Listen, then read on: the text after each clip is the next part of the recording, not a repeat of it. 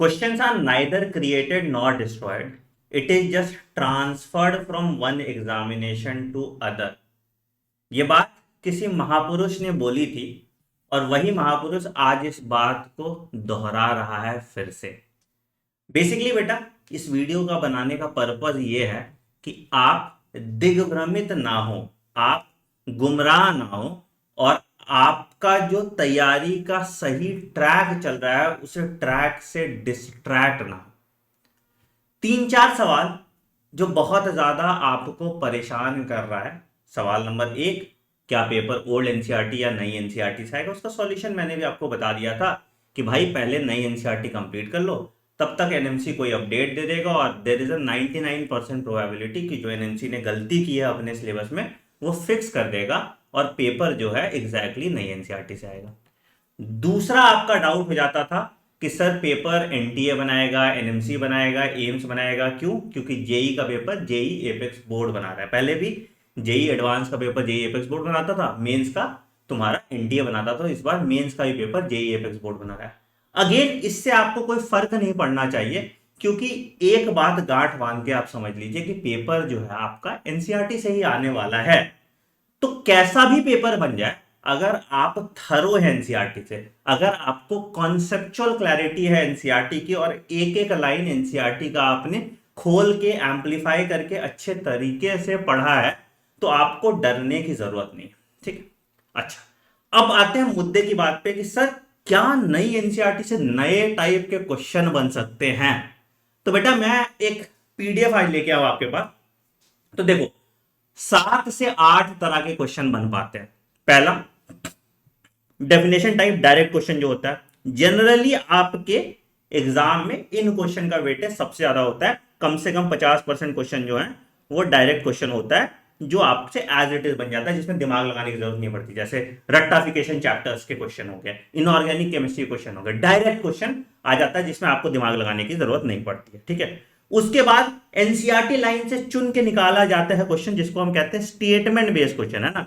जिसमें क्या होता है कि एनसीईआरटी की लाइन अगर आपने अच्छे से पढ़ी है तो आप स्टेटमेंट बेस्ड क्वेश्चन अच्छे तरीके से कर सकते हो। और ये इस तरह के क्वेश्चन थोड़े कंफ्यूजिंग होते हैं, बट अगर आपको एनसीईआरटी की क्लैरिटी है, अगर आपने एनसीईआरटी ठीक से पढ़ा है, तो आप स्टेटमेंट बेस्ड क्वेश्चन भी कंप्लीट कर लेते हैं।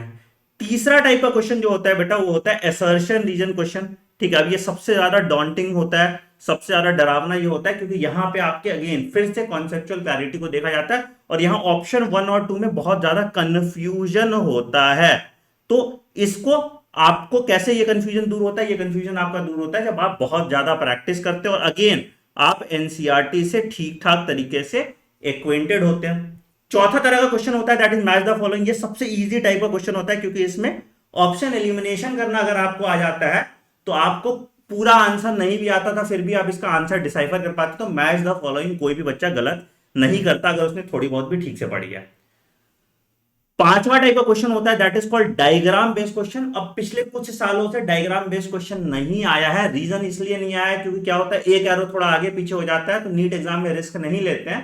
पहले जब सीबीएसई पेपर बनाया करती थी तो डायग्राम बेस्ड क्वेश्चन आपको देखने को मिलता है, और आगे भी एग्जाम में हो सकता है कि डायग्राम बेस्ड क्वेश्चन आपको देखने को मिल जाए। और आखिरी टाइप का जो क्वेश्चन होता है that is critical thinking question, जहां पे डीप कॉन्सेप्ट्स की इंटीग्रेशन होता है, डीप कॉन्सेप्ट आपका चेक होता है, और यही आपका रैंक डिसाइड करता है, स्पेशली फॉर टॉपर।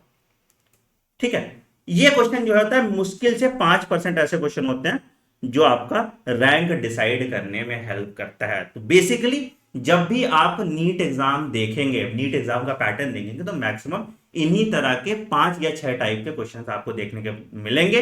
इसके बियॉन्ड किसी और तरह का क्वेश्चन नहीं बनता है। ठीक है, और उसमें भी मेजॉरिटी क्वेश्चंस कैसे होते हैं, फैक्ट क्वेश्चन। ठीक, अच्छा तो फिर आपके हिसाब से सर आप हमें करना क्या चाहिए? तो बेटा मैंने आपको इसीलिए स्पेशली फॉर बायोलॉजी, ठीक है, मैंने आपको बिल्कुल सिंपल प्लेबुक बताई थी।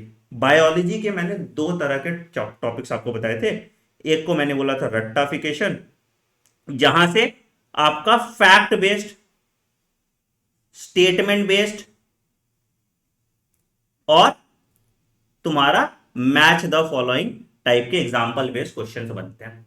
दूसरा आपके बायोलॉजी का जो होता है, जो कॉन्सेप्चुअल चैप्टर्स होता है, जहां से आपका अगेन स्टेटमेंट बेस भी निकलता है, ठीक है, कुछ डायरेक्ट क्वेश्चन भी होते हैं, और यहां से जो क्रिटिकल थिंकिंग क्वेश्चन निकलता है वो आपको सॉल्व करने होते हैं। अब कहां से पढ़ें?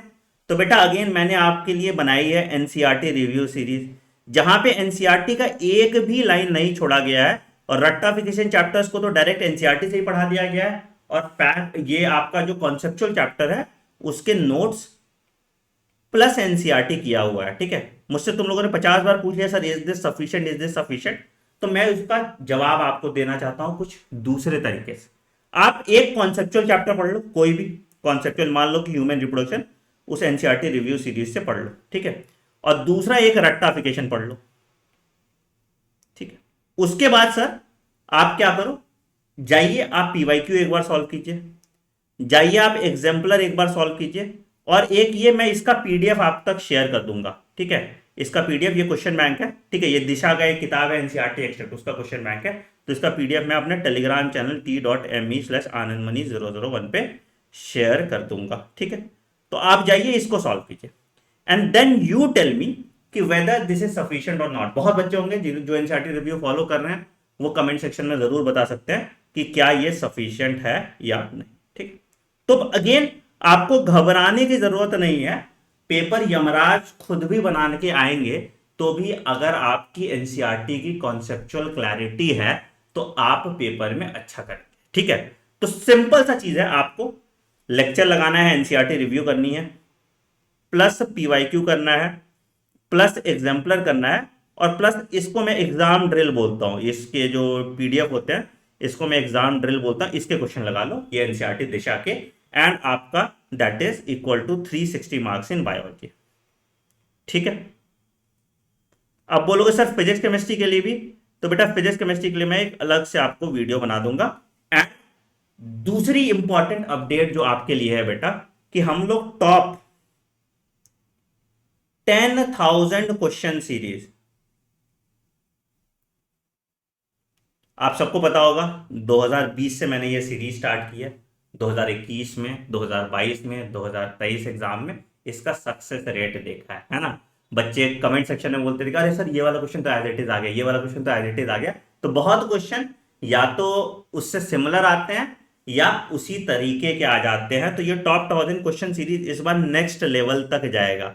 मतलब हम क्या करेंगे, पहले जो कुछ क्वेश्चन हैं 3500 क्वेश्चन जो हैं ये टॉपिक वाइज होगा, तो जिसमें आपको टॉपिक के बारे में थोड़ा समझा दिया जाएगा, और उसके बाद आपको कॉन्सेप्चुअल क्लैरिटी देंगे, और उसके बाद बाकी जो 6500 क्वेश्चन है ये आपका फुल सिलेबस होगा। तो अगेन इससे क्या होगा कि आपकी पूरी बायोलॉजी कंप्लीट हो जाएगा। बोलो सर ये कब शुरू कर रहे हो, तो बेटा पहले एनसीईआरटी रिव्यू आपका कंप्लीट करेंगे हम, और उसके बाद ये सीरीज शुरू हो जाएगा। Now I believe in not launching multiple series एक साथ, एक सीरीज बनाओ, पहले उसको खत्म करो और फिर दूसरा सीरीज लॉन्च करो, जिससे सीक्वेंस में आपका रिवीजन हो जाएगा।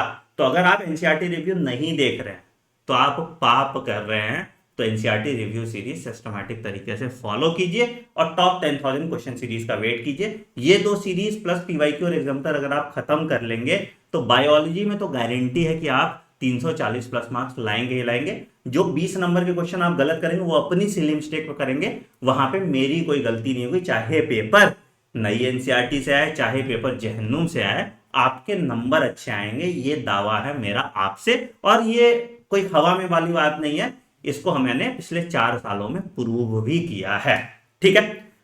फिजिक्स और केमिस्ट्री के लिए कल एक डिटेल्ड स्टडी प्लान वीडियो आएगा जिसको आपको देखना है, और उसी हिसाब से फिजिक्स और केमिस्ट्री की भी प्रिपरेशन करनी है। बट एक और चीज मैं ऐड करना चाहता हूं, अगर आप फिजिक्स और केमिस्ट्री की भी प्रिपरेशन इस चैनल से करना चाहते हो तो ऑलरेडी आप क्या करना, यूट्यूब खोलो, देखो मेरे इंस्टा इस पे आपको आईपैड पे ज्यादातर गेम्स दिखेंगे, मैं थोड़ा गेम ज्यादा खेलता हूँ, मेरी गलती नहीं है, ठीक है। एनीवेज गलती मेरी है, बट अब क्या करोगे, अपना अपना शौक है। तो मेरा नाम सर्च कीजिए आनंद मनी, और उसके बाद यहाँ पे प्लेलिस्ट में चले जाइए। तो प्लेलिस्ट में आपको ना लास्ट में, सबसे लास्ट में मैंने पिछले साल देखो क्या क्या कराया था, लास्ट वाला देख लो, फिजिक्स क्रैश कोर्स और केमिस्ट्री क्रैश कोर्स। बेटा ये क्रैश कोर्स नहीं, ठीक है। जितना आपको सफिशिएंट है, 100 घंटे का केमिस्ट्री का लेक्चर है, जैसे अब एक लेक्चर देखो 3 घंटे का है, फिर 4.5 घंटे का भी लेक्चर है, फिर 3 घंटे का लेक्चर है ना। तो जो बच्चे वन शॉट सीरीज के लिए कहते हैं कि सर वन शॉट सीरीज नहीं है उसके कारण मेरा सिलेक्शन नहीं हो रहा है, बेटा ऑलरेडी सब शॉर्ट करा के रखा हुआ है। तुम देख लो ना, 2023 और 2021-22 में सिलेबस थोड़ी बदल गया है।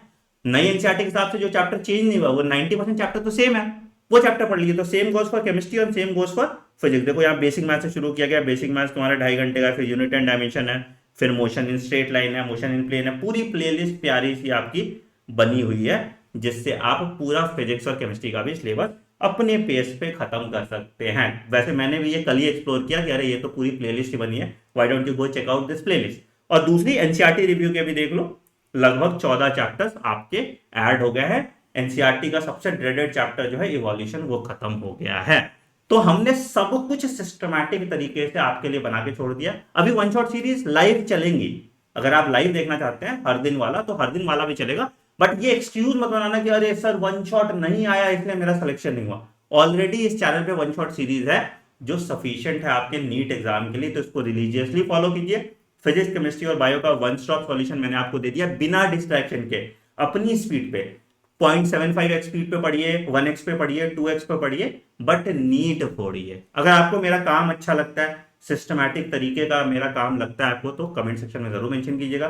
वीडियो पसंद आए तो वीडियो को लाइक कीजिएगा, चैनल को सब्सक्राइब कीजिए और बेल आइकन दबा दीजिएगा, ताकि आप कोई नोटिफिकेशन मिस ना करें और इन अफवाहों से बचें। ना कोई नया तरह का आसमान से उतर के पेपर आने वाला है। The more you revise the better you will perform in your exam. तो कम पढ़ो, टू द पॉइंट प्रिसाइज पढ़ो, और जो पढ़ा है उसको बहुत बार रिवाइज करो और बहुत बार प्रैक्टिस करो। यही गुरु मंत्र मैं आपको दूंगा और आप नीट एग्जाम फोड़ पाएंगे। Thank you.